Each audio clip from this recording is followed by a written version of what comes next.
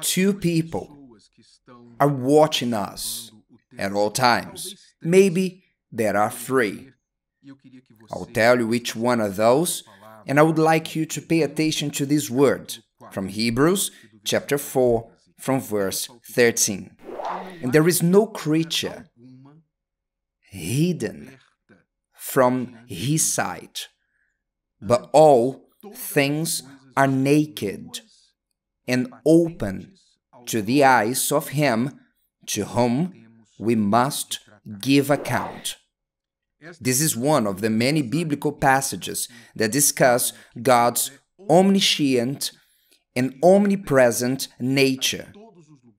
He is everywhere and knows all things, even what we think, what we don't speak, what we keep inside us. He knows our intentions, our inclinations, our thoughts. He sees us. That's why I tell you, we are always in the presence of at least two people, God and ourselves. You are always in your own presence, obviously, and also in God's presence. Maybe there's a third person, the devil. Why do I say maybe? Because the devil is not omnipresent. There's no indication that he is omnipresent, though the Word of God teaches us that we need to be aware that the devil, as a lion, he surrounds us. He is looking for an opportunity to devour us. So with this awareness that you are never alone, that at least God is with you, everything is crystal clear, transparent before His eyes, how this can change your way of living. Let me tell you something. This changed the way to live my life, because usually we don't grow up learning to behave this way. I remember when I was a child, I used to think, what time will dad or mom arrive? If the mother or father were not at home, we know that we could do something that usually we would not do it if they were there. So we didn't care if God was seeing us or not. We were worried if the mother or father were present. But when they were present, we changed our behavior. However, when I had an encounter with God, I understood that I should live my life not afraid of what people could see about me or learn about me, but with this awareness that all my life is transparent at all times to Him. Actually, more to Him than to others, because others don't see or know what I think, but God sees even the inclinations of my heart. Therefore, living in a way that is approved by Him is the best way to avoid evil and not to get into trouble, not to trust in yourself, because our nature is always trying to look for a way to do something wrong and go unscathed. So this is what it means when you hear that someone is God-fearing. What does it mean to be God-fearing? It's to be aware that God is with us at all times, and just as we wouldn't do anything wrong in the presence of someone who we love, so we won't do it in His presence. We will even watch our thoughts. So be aware of this. Maybe you're finding it hard to abandon, for example, pornography or lying or doing certain wrong things because you don't live with this conscience that God is seeing us at all times. As is written, and there is no creature hidden from His sight. There's no way for you to hide something from God. You can erase the history on your mobile phone, on your computer, you can activate the feature that deletes the message. You can do anything not to be seen by people in this world, but you won't be able to erase anything from God. Everything is naked and open. In other words, crystal clear before the eyes of the one who we must give account. Which means, at some point, we will have to give accounts to Him for all we have done and seen in our lives. So it's better for you to live with your conscience completely clean. Well, this is an important truth that can change your life if you start to apply it, because it can change your marriage, your inner peace, if you start to live with this conscience from Hebrews 4:13. But 3 verses after, verse 16, he also speaks about something very important that I would like to tell you, who is in need of mercy. You need a favor that you don't deserve from God. Look what verse 16 says.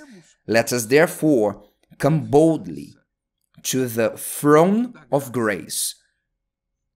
Let us therefore come boldly to the throne of grace, that we may obtain mercy and find grace to help in time of need. What does this mean? Let's explain this word to you. Let us therefore come boldly to the throne of grace. The throne of grace represents God's throne, God's presence. The same presence they spoke previously, that we need to live aware of it. God's presence. Okay. So to live aware of God's presence gives us the right to approach the throne of grace, which means to put ourselves before God in prayer.